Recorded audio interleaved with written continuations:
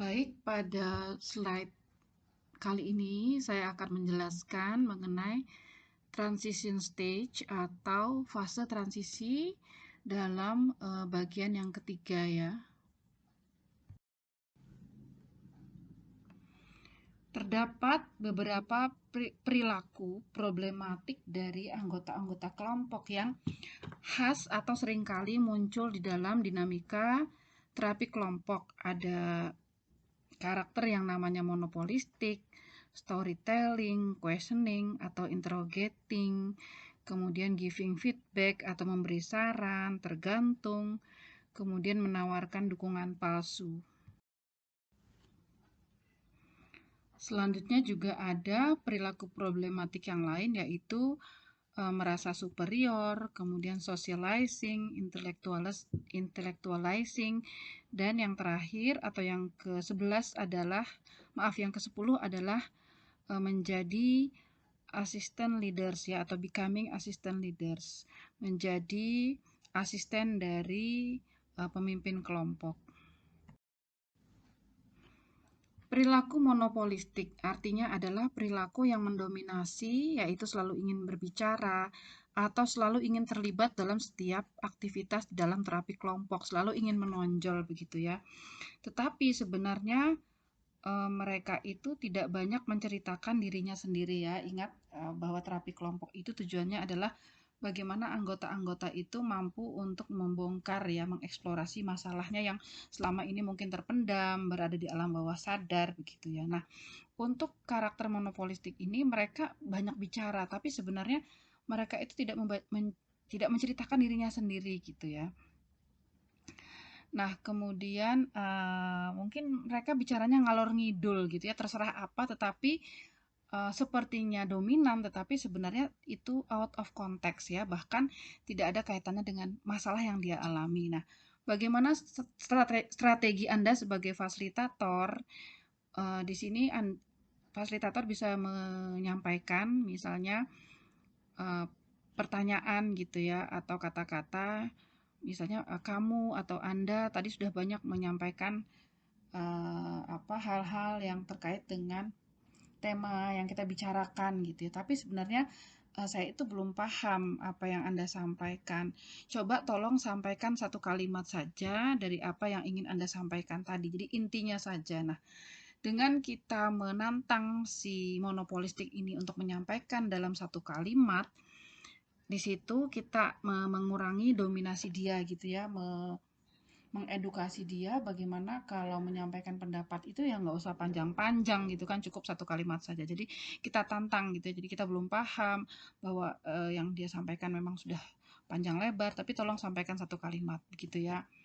Nah, kemudian juga kadangkala ada anggota lain yang mengkonfrontasi ya, mengkonfrontasi si monopolistik ini gitu ya, secara defensif. Secara defensif itu kan menyerang gitu ya, dengan pendekatan yang kurang nyaman gitu ya. Nah, di sini juga kita harus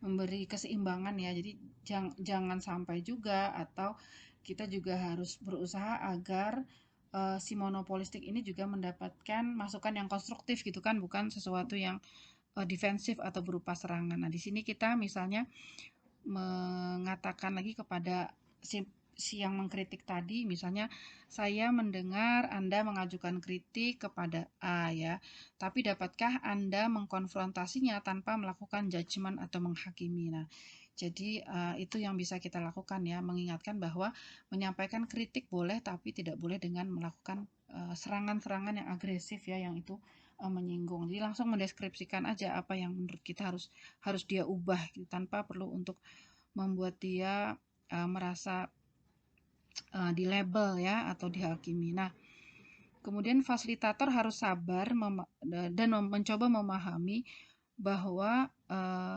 monopolistik ataupun orang yang bermasalah lainnya itu adalah sebenarnya orang yang memiliki masalah. Saya ulangi ya. Jadi setiap orang yang mendatangkan masalah bagi orang lain, sebenarnya mereka itu memiliki masalah pribadi ya. seperti itu karena memang dia sebenarnya punya problem pribadi yang itu tidak bisa dikelola, akhirnya dia mendatangkan masalah. Nah, dengan kita mengingat itu pasti kita nanti bisa lebih memahami ya kenapa orang monopolistik, kenapa orang punya perilaku-perilaku yang bermacam. Sebenarnya mereka tuh memang punya masalah tetapi tidak bisa mengelola dan melampiaskannya kepada orang lain. Nah, dengan kita memahami ini kita akan bisa lebih empatik ya. Kita merasa empati, peduli, kasihan gitulah ya, sehingga kita juga tidak menjauhi mereka atau tidak menjudgment. Selanjutnya ada tipe karakter yang problematik yang dinamakan storytelling. Storytelling itu kan artinya orang yang menceritakan story atau dongeng gitu ya. Nah, anggota ini, si storyteller ini, pendongeng ini seringkali menceritakan masalahnya itu dengan sangat detail gitu ya. Agak overdosis ya, dari masa lalu, dari masa sekarang, mungkin dari kecil banget yang kadang menurut kita tuh sedikit lebay gitu ya, terlalu berlebihan gitu ya. Nah, tapi memang dia modelnya begitu gitu. Jadi kalau ngomong itu nggak sadar gitu ya. Mungkin berapa menit sendiri hanya untuk dirinya sendiri. Nah, dan memang dia betul-betul menceritakan masalahnya ya.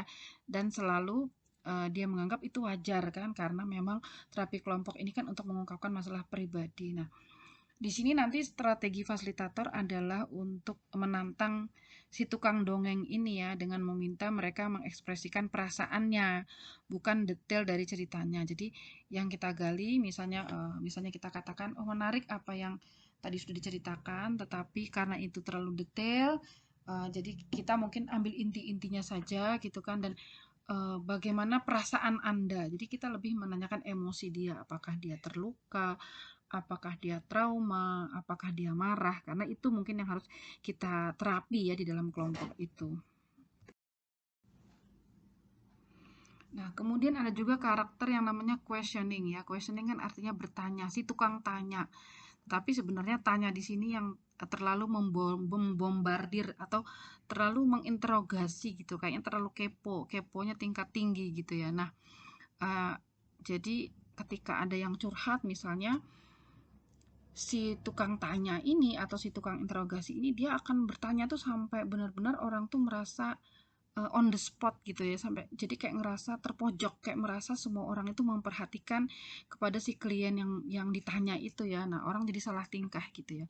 Di sini kita tidak perlu melarang ya, misalnya kita bilang tolong jangan bertanya lagi, nggak perlu bertanya tapi buatlah pernyataan. Mungkin kita juga tidak harus mengatakan seperti itu ya, tetapi kita mengatakan, mengedukasi si tukang tanya itu bahwa bertanya yang terlalu membombardir itu sangat intimidatif ya, sangat membuat orang tidak nyaman gitu ya, membuat seseorang merasa jadi on the spot, jadi pusat perhatian, dan itu sangat menjadi pressure, jadi menjadi tekanan bagi si klien itu. Nah, kemudian selanjutnya si tukang tanya itu harus menjelaskan dulu kenapa dia ingin mengetahui hal yang ia tanyakan, apa konteksnya sehingga dia harus bertanya itu. Nah, dengan si penanya itu menjelaskan kenapa dia perlu bertanya itu, mungkin orang tidak salah paham ya. Selain itu juga ketika dia menjelaskan konteks kan pertanyaannya jadi lebih sedikit gitu kan, karena dia habis waktunya untuk menjelaskan kenapa dia perlu bertanya itu. Jadi dia harus bertanggung jawab, sehingga dia harus menjelaskan kenapa dia perlu bertanya itu, apakah memang penting ataukah cuma karena terlalu kepo gitu ya. Karakter selanjutnya adalah giving advice atau anggota yang sukanya memberi saran gitu, tetapi saran itu tidak pada tempatnya. Kita sedang tidak dalam sesi untuk problem solving ya. Jadi baru eksplorasi masalah, dan dia seringkali menempatkan dirinya itu sebagai orang yang tadi memberi saran gitu ya. Nah, di sini saran yang dilakukan atau saran yang diberikan itu pastinya mengganggu kesempatan seseorang atau anggota lain itu untuk mengekspresikan pendapatnya dan menceritakan masalahnya. Jadi masalah itu belum selesai diceritakan oleh anggota lain. Nah, si tukang memberi saran ini langsung memberi saran gitu ya, panjang lagi ya. Nah, di sini harus diingatkan sekali lagi ya, karena yang namanya fasilitator itu harus memberi cukup ruang bagi siapa saja untuk berekspresi, mengeksplorasi masalahnya secara panjang lebar ya. Nah, kemudian disinilah seorang fasilitator harus bisa mendampingi semua anggota itu untuk memastikan mereka semua punya ruang untuk bercerita ya.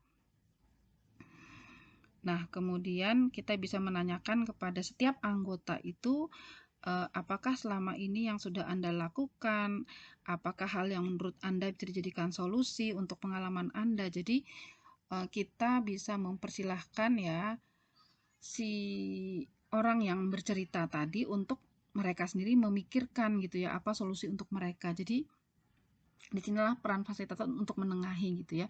Kita serahkan kembali, misalnya tadi yang memberi saran itu kan memberi saran ya, masukan.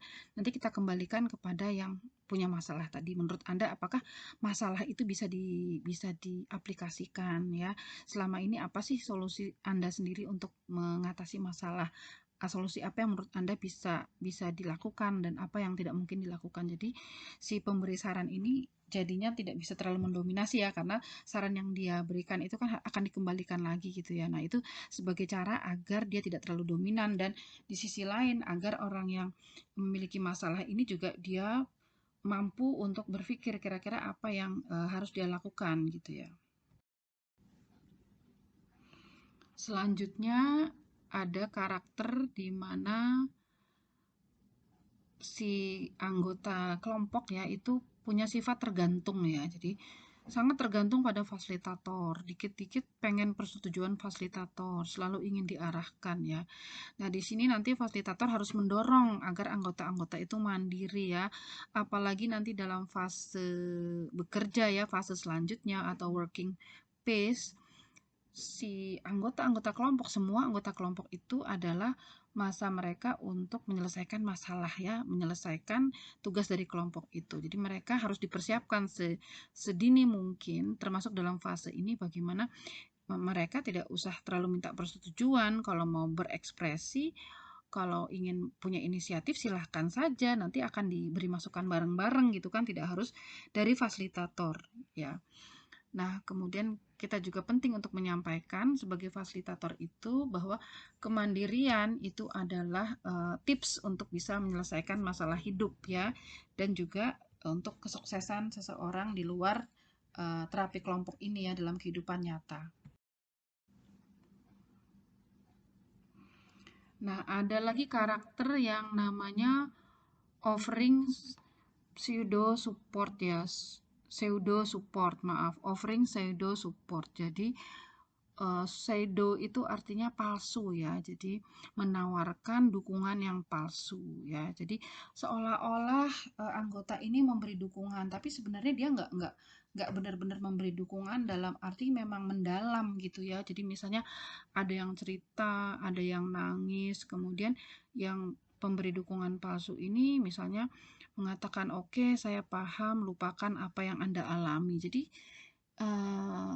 dia nggak betul-betul mendengarkan, mungkin mendengarkannya baru sedikit, tapi langsung bilang oke oke ya udah kita lupakan gitu, atau dia menepuk bahu atau memberikan gesture yang dia itu mendukung, tapi sebenarnya mereka ini tidak begitu mendengarkan dengan baik ya. Nah, itu yang namanya menawarkan pseudo support ya, atau dukungan palsu.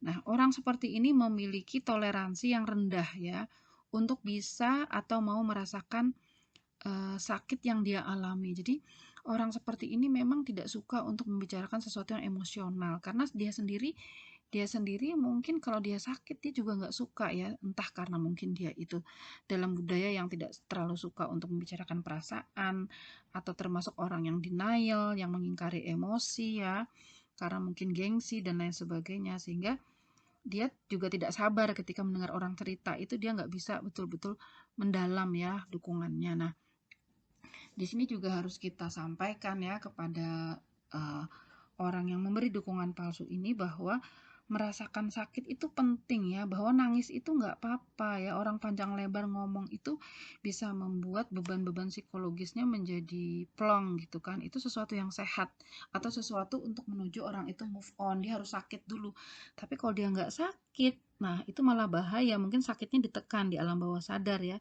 yang nanti bisa menjadi emosi-emosi yang negatif, yang justru tidak ketahuan kalau itu sebenarnya memiliki akar masalah yang panjang di masa lalu ya. Seperti itu. Kemudian ada juga karakter yang hostile. Hostile itu artinya bermusuhan ya, nggak suka, benci gitu. Jadi orang yang hostile itu suka sinis gitu sama orang ya. Nah, sekali lagi hostile itu kan artinya memusuhi ya. Jadi perilaku orang yang suka memusuhi orang gitu ya. Mungkin banyak orang, mungkin satu orang. Tetapi kan itu tidak bagus ya, sekali lagi, karena dalam terapi kelompok itu semua orang harus saling menerima, mempercayai, saling memahami, mencintai satu sama lain ya dalam konteks mereka sebagai sesama klien gitu. Nah, perilaku yang ditampakkan seringkali tidak secara langsung, nggak mungkin dia bilang aku benci kamu, tidak seperti itu, tetapi mungkin lewat candaan yang menyakitkan, sindiran, bully gitu ya. Nah, orang seperti ini yang punya perilaku hostile, yang seringkali sinis gitu, seringkali melihat sesuatu dengan negatif, meremehkan orang, sebenarnya tidak cocok untuk masuk dalam anggota kelompok ya. Jadi mereka itu masuknya dalam kriteria eksklusi atau orang-orang yang tidak bisa dimasukkan dalam terapi kelompok. Tetapi mungkin ada orang-orang yang mengarah ke hostile ini ya, mungkin tidak terlalu kelihatan, tetapi lama-lama kelihatan bahwa mereka itu sangat hostile, jadi sangat sinis gitu ya. Nah, di sini kita harus memberikan pemahaman bahwa apa yang ia lakukan berdampak buruk bagi orang lain. Jadi kita harus kasih feedback memang ya. Tidak semua orang sadar ya bahwa dia menyakiti orang, bahwa mereka membuat orang itu stres gitu, nangis gitu ya, mungkin di luar forum itu. Nah, jadi bagaimana dampak dari orang yang hostile ini bagi orang lain dan bagi kelompok secara keseluruhan, itu harus kita kasih feedback ya. Nah, karena anggota kelompok yang hostile ini bisa sangat powerful ya, jadi sangat kuat, dominan, dan orang itu takut kalau ketika dia ngomong orang nggak berani mengkritik, kalau dia hadir mungkin orang cuma diem, dan dia itu memegang kontrol yang kuat atas kelompok, akhirnya seperti itu. Baik, apa yang harus dilakukan oleh fasilitator? Yaitu meminta anggota yang hostile ini, yang punya sikap sinis atau bermusuhan ini, untuk mendengarkan tanpa komentar apapun ketika anggota-anggota kelompok itu menyampaikan ya, bagaimana atau apa dampak dari komentar atau sikapnya selama ini. Kemudian perubahan apa yang diinginkan oleh teman-temannya terhadap dia. Jadi memang kita harus fasilitasi itu, kita bongkar ya konflik itu. Nah, tetapi sebaliknya agar adil ya, fasilitator juga meminta si hostile ini untuk menyampaikan pendapatnya tentang anggota yang lain. Jadi kita coba untuk mereka, kita bongkar masalahnya apa, dan akan coba kita dengarkan sama-sama ya, biar sama-sama plong, dan nanti kita cari solusinya ya, seperti itu. Selanjutnya adalah karakter acting superior ya. Jadi orang yang selalu merasa dirinya lebih tinggi dari orang lain ya, dan sering membuat judgement ya, penghakiman gitu ya. Oh, kamu salah misalnya. Wah, itu dosa. Jadi dia sering menyalahkan orang lain dari sisi moral atau agama, dan dia juga merasa dia itu lebih baik dari orang lain gitu ya. Nah, menghadapi orang seperti ini, fasilitator ya harus menanyakan mengapa si acting superior ini mengeluarkan statement yang normatif seperti itu, yang menjudge atau menghakimi orang ya. Nah, itu harus ditanyakan ya, apa maksudnya, kenapa ada statement seperti itu misalnya ya. Nah, kemudian apa dampak dari acting superior ini? Yaitu pastinya dampaknya terhadap anggota kelompok ya, yang itu dampaknya sama dengan anggota yang hostile tadi ya, jadi orang jadi takut bicara, jadi takut disalahkan gitu ya. Dan strateginya adalah sama dengan menghadapi si hostile, jadi kita bisa buka aja konfliknya gitu ya, menanyakan kepada anggota-anggota yang lain, apa selama ini dampak dari perilaku acting superior ini kepada teman-teman, apa yang dirasakan, bagaimana teman-teman ini ingin berubah ya, si acting superior ini harus berubah seperti apa. Nah, selanjutnya juga si acting superior ini dipersilahkan untuk komentar mengenai teman-temannya. Jadi kita buka konfliknya, kita fasilitasi agar bisa ada pemahaman satu sama lain. Yang selanjutnya adalah karakter socializing ya. Socializing itu artinya bersosialisasi ya. Jadi ada anggota-anggota yang sering kumpul, sering nongkrong ya, bertemu di luar pertemuan terapi kelompok. Jadi mereka akrab gitu ya. Ini juga kadang bermasalah, walaupun sebenarnya kalau porsinya proporsional itu juga nggak masalah sih, kan mereka bisa lebih akrab. Cuman seringkali orang yang socializing ini, yang suka bersosialisasi ini membentuk blok-blok geng gitu ya, atau friksi-friksi yang mungkin bisa menghancurkan kohesi kelompok. Jadinya ada gap-gap gitu ya, ada kelompok-kelompok kecil di dalam kelompok besar. Nah, ini yang harus kita ingatkan agar jangan sampai mereka hanya berteman dengan orang-orang tertentu, tapi mereka harus membuka diri kepada semua anggota kelompok itu, mereka bisa dekat gitu ya, atau bisa membuka diri ya, seperti itu.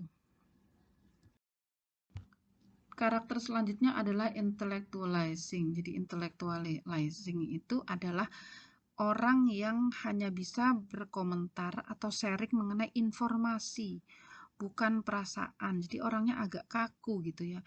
Jadi dia cuma cerita bahwa dia mungkin mendapatkan atau dia misalnya mengalami apa ya, tapi peristiwanya aja, perasaan dia nggak bisa cerita. Jadi informasi saja, bukan perasaan ya. Jadi misalnya dia mengalami ini, dia bertemu dengan ini, tapi perasaan dia, apakah dia sakit, apakah dia malu, apakah dia tertekan, apakah dia sangat marah, itu dia tidak bisa mengungkapkannya dengan baik. Nah, di sini penting untuk fasilitator mendorong anggota yang seperti ini, yang sangat intelektual ini ya, untuk mampu mengeksplorasi perasaannya. Jadi dia juga harus emosional, nggak cuma intelektual gitu kan. Tanpa mengeksplorasi perasaan, kita tidak bisa mengetahui masalah kita kan. Karena sebenarnya masalah kita itu kan respon dari apa yang kita berikan kepada sebuah masalah ya. Jadi ada masalah, ada respon, dua-duanya itu jadi masalah. Nah, kita sebenarnya nggak tahu masalah kita itu apa secara mendalam gitu ya. Dan nggak bisa cari solusi karena perasaan-perasaan kita tidak tergali dengan baik. Jadi kita nggak tahu maunya apa, sakitnya di mana, seperti itu. Perilaku yang terakhir atau karakter yang terakhir adalah becoming assistant leader ya, atau menjadi asistennya fasilitator. Jadi orang seperti ini seringkali mengambil peran ya sebagai asisten, padahal dia bukan asisten, dia ini adalah anggota kelompok sama seperti yang lain, tetapi dia sering memposisikan sebagai leader gitu ya, mengajukan pertanyaan yang umum, mengajukan pertanyaan yang lebih detail lagi ya untuk mengejar, misalnya bukan cuma cerita yang sudah disampaikan, tetapi dia mengajukan pertanyaan-pertanyaan agar bisa mengungkapkan lebih dalam lagi. Itu namanya probing ya.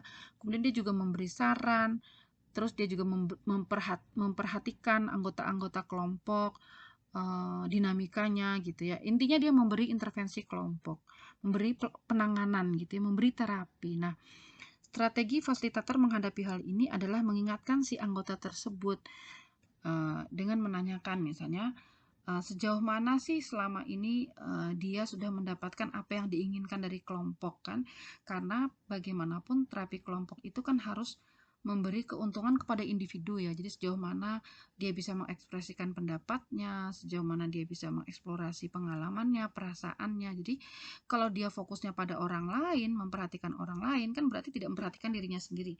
Padahal terapi kelompok itu kan sekali lagi si klien itu dapat mengungkapkan masalah pribadi dan mendapatkan masukan dari orang lain. Nah, jadi kita harus bertanya ke situ, sejauh mana sebenarnya selama ini dia sudah memperhatikan dirinya sendiri dan betul-betul terapi kelompok itu bisa menguntungkan dia secara pribadi gitu ya, bukan orang lain.